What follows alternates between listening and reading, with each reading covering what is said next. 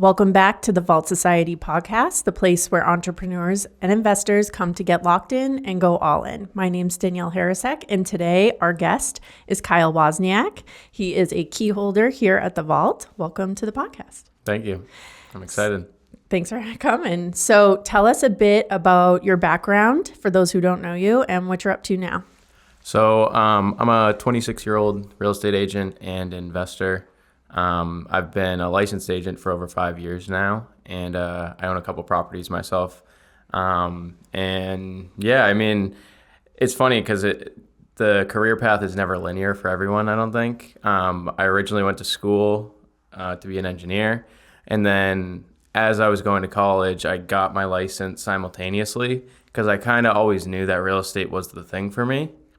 How did you know that? So my essentially, like, my family did not have money growing up. Like, we struggled a lot financially, and it was like my junior year of high school, my whole family got evicted from an apartment, and we were all like relying on other family members to house us. So like I was living out of a bin on an air mattress in my aunt's basement for 2 months of that summer, and then from that point on, I'm like, how do I build something more stable? And what I did is, like, I naturally found that all the wealthy people, like 90% of them, have real estate. So naturally, that's like, okay, I think this is it. So then I dove into the YouTube videos, the podcasts, the books, and I was kind of self-taught for, the first few years of my life before I really started getting into it full time and talking to people and learning more about the intricacies of it. But yeah, and then once I bought that first property in 2023, it was like all in, and I quit the engineering job that I was working at the time, and ever since then, it's just been all real estate. That's awesome. I mean, that is a moment that will really change you and like impact you, stay with you forever. Like, I will never go back to that, right? Yeah. Wow, that's awesome that you saw that vision so young. And you were like, I'm changing my life. This will not repeat in this generation. Yeah. It's a big deal. Yeah, no, it was great. It was a blessing to find that first property. Yeah. I ended up finding that off market. It was a cold call. Like, I was driving around my apartment at the time, and it was like it was literally 5 minutes from my house. And I called them, and they like, yeah, I don't know. You seem young. Like, I don't know. And then they're like, let me call you back. And they did like a full background check on me because she worked for the police station, which was funny. And then she's like, you know what? You seem like a good kid. You can come by and look at it. Wow. And that's how I got that first one, which was pretty sweet. I love it. Yeah. That takes a lot of like confidence and guts to do that. Yeah. So that's awesome. I feel like you lead yourself that way in your business and on social media. You aren't afraid to try new things. And for a lot of people getting on social media, it's like very fearful. It's a big fear for people putting themselves out there, and you just continue to do so. Do you have any advice for people? So for other people trying to do that, I would say if you want it bad enough, you're going to be willing to post and do whatever you need to. And majority of entrepreneurial things that you do require social media. So it's like, if you're not willing to put yourself out there to social media, how are you going to put yourself out there in the real world? That's kind of the real world now. And I think it's just important to post whatever at the very beginning, because if I always tell people, if you scroll to the bottom of my Instagram, it's like the most cringy videos, like just me thinking I know what I'm talking about, but like really it's just like I'm learning as I go. And I made a video about it, and I was like, content creates confidence. So it's like, if you don't know what you're talking about yet and you're just getting into something, just post about it as you're learning about it, and you're going to absorb it better because you're not only learning it by reading and taking it in, but you're also teaching it. Yeah. So I read, I forget who it was, but she wrote a second book, and one of her chapters was like, here's some bullshit that I said in my first book because I just didn't know. Yeah. So you just have to, you just keep growing and you learn, and you're going to be cringy. People are going to judge you, but you just got to keep going. Exactly. Yeah. Yeah. So you do some like really different things on social too, like help you stand out. One of the things that I remember was like that 24 live stream that you did. 24-hour live stream. Yeah.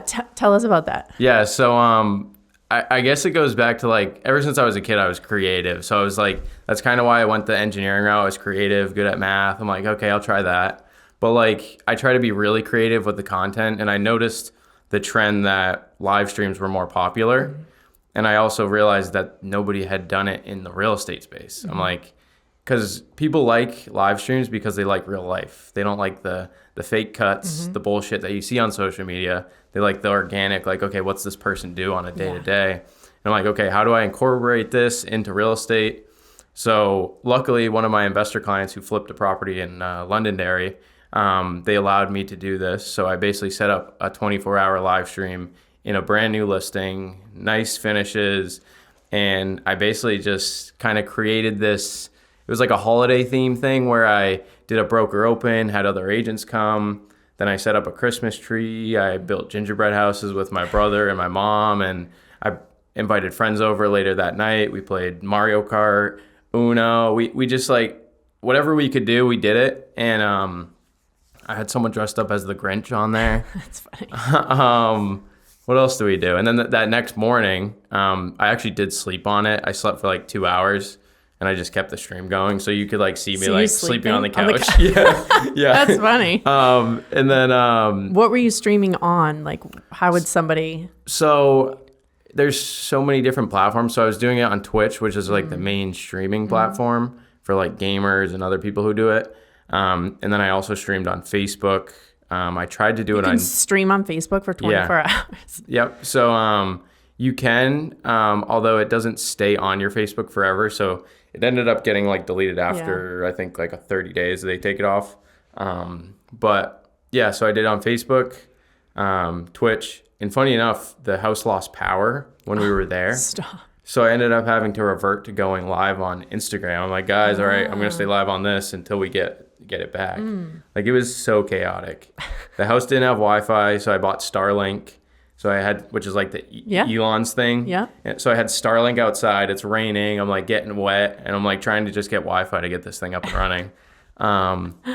So I went through all of this stuff just for the vision, you know? Yeah. Like I don't think the normal person would just do that, you know? Because as you know, like the barrier to entry in like real estate, like as a real estate agent, is very low, and like people don't tend to push the envelope at all. They just kind of rely on the referrals and like, you know, the easy route, easy money. And I want to be creative and kind of make more of an impact with it. Make a splash. Yeah, make a splash. Kind of like Ryan Serhant does. Yeah. You know, he's massive, and it's because he built a brand. And that's what I want to do. I want to build a brand so that, you know, wherever I end up going in the next 5 to 10 years, like that stays with me. Where do you want to go in the next 5 to 10 years?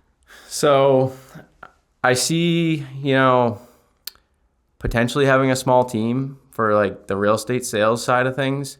I like being a solo agent just because I like being in, you know, control. I feel like it's hard to find an extension of yourself all the time. I do have an assistant who's amazing, and she helps me facilitate transactions very well. So that's been a huge time saver for me. But I think next 5 to 10 years would be hiring like one buyer's agent who's like rock solid, wants to, you know, just work next to me kind of thing. Grow with you. Yeah, grow with me. And then in terms of like the investing side, I want to at least be getting 10K plus a month off of my properties. That's like my goal, the freedom number, as Mike would say. Says. So that's kind of where I'm aiming. Right now it's about 3K, a little bit over 3K a month. So I'm getting there little by little. How many units do you? I have 6 units now. Awesome. Yeah. That's great. Yeah. In Manchester? Yeah, all in Manchester. Nice. And I'm close to getting another 2 this year. So are you looking to grow your portfolio in New Hampshire or expand? You know, I've definitely, since being like around people here, I've definitely like, it's piqued my interest a little bit to expand outwards into other areas. I just know the area so well that it feels comfortable, I guess. But I also just know it so well that it's like a no-brainer. Like I know what a deal looks like in Manchester. Yeah. You know, so I got family around. So it's like I got a community of everyone I know, like contractors and whatnot. So it's like I have the team here. So it's like I want to see what I could do here. But I do think that I'm probably being naive in doing that. And I should probably think bigger at times. So, Well, this is a space to Yeah. help you think bigger and, definitely. help you get out of like your comfort zone, Mm-hmm. make you think well beyond what you think is possible. Yeah. So, is that one of the reasons why you joined the vault? I'd say for sure. Yeah. I just wanted to be around other people that were investing. Like, I think being around a lot of realtors is just like a sales thing. It's not like they don't see the next 5 to 10 years, the bigger picture, like buying property. They're just like, I want to get the most sales. I don't care about getting the most sales. Like, I'd rather work with, 35 people that actually like me and I enjoy working with them and not stress about being the number one sales agent, and just start building something bigger. Like the whole reason why I got into real estate, just build that foundation so that I have, a stable future for myself, my future family, and my family now, So, yeah. Yeah. What do you want your legacy to be? Honestly, I feel like it's kind of there, I feel like people see that I'm a go-getter. They see that I'm genuine, and as long as people know that I had good intentions, I worked my ass off, and I built something, and I gave back. I think that's all that really matters at the end of the day. I don't need people to think that I'm the richest man on earth. Money does not excite me as much as it does other people because I knew what it was like not to have any. So I guess it's just that. It's simple as that. Just, knowing that I built something bigger that people can remember me by and not just something monetarily. But yeah, which I'm glad that, like my brand, Waz Homes, it's like the social media thing. But, that could be the Waz Homes team. It could be Waz Homes Properties, it could be so much. Waz Homes Media, for all I care, So at least I have something that's tangible that I could take with me anywhere, and like people will like always remember that. Like there wasn't anyone in my family that got into real estate or really investing, so I think I'm already kind of building the legacy in terms of the last name. Yep. So That's awesome. yeah. So you have done charity work, right? You did your own event? Yeah, so last year I did my first charity event, and it was a cornhole style event, and we did a tournament. It was huge. It was kind of chaotic for me because like I was doing scoreboard and like trying to network and talk to everyone too. So this year I'll definitely have someone doing the scoreboard. Yeah. But yeah, no, it was a great turnout. We had in total there was like over 100 people that came. That's awesome. What'd you raise money for? So my friend Jacob Cunningham, he has this charity called Jacob and Friends, and it basically, he had skin cancer at one point. It was like almost bad, but they caught it early, which was good. So all the proceeds go to basically whatever hospital he wants to donate to or whatever cancer treatment he wants to donate to. So it went to his charity. We raised just under $3,000 there. And we took that money, we broke it up into like $100 gift cards for like Market Basket. And it was so cool. We got to go into the hospital and hand them to the cancer patients getting treatment that day. And like some of them like cried, and it was very cool to see. And I think that's why I like doing that, like the charity aspect. And then coming up, I have my first ever marathon.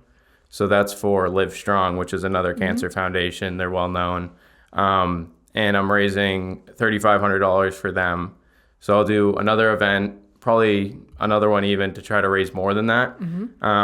So I'm really excited for that and looking forward to that. Nice. What marathon are you running? So it's the New York City, the NYCTC, I think it's called. And yeah, I've never ran that far. So Yeah. we'll see how that goes. I've done a half marathon, so I did the Manchester half. Yeah.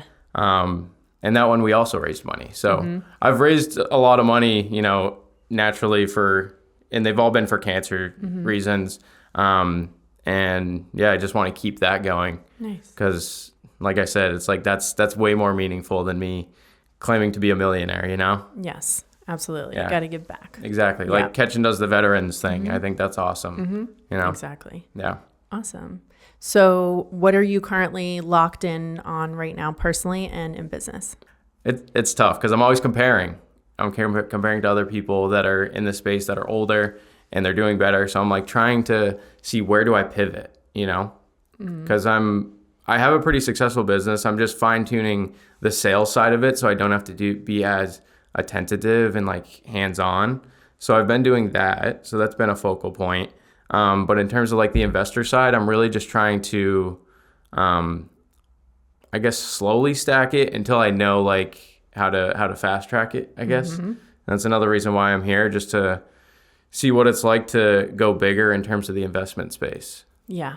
If you're in this space, you're going to be thinking bigger than 2 more units. Definitely. You're going to think 12 units. Well, that 2-unit property that I'm looking at, I'm already thinking like add 2 more units to it. Right. You know, it's on a nice lot. So it's like maybe add a 3rd unit, maybe I get a variance, get a 4th unit. So like I'm already starting to think like that now when I'm analyzing properties, which is good. So I guess like I'd say that's what I'm locked in on, just fine tuning the systems I have right now because they seem to be working. And then slowly starting to think bigger and see where that takes me. Nice. Awesome. Yeah. All right. Well, let everybody know where they can find you. So you can follow me on Instagram at Waz Homes, on Facebook, LinkedIn, wherever. I'm there. TikTok? My TikTok's like a personal thing. Okay. It's with Waz. I post everything on there. So it's like not real estate related. It's kind of just like lifestyle stuff.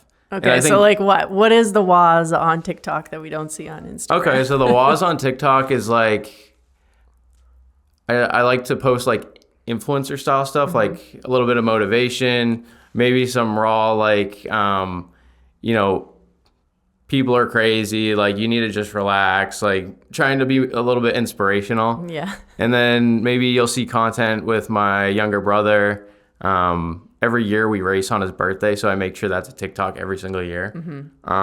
You'll see content with my girlfriend, with my family, just a little bit of everything. So it's just a mix of lifestyle. Go see the other side of Waz on TikTok. Yeah, there you go.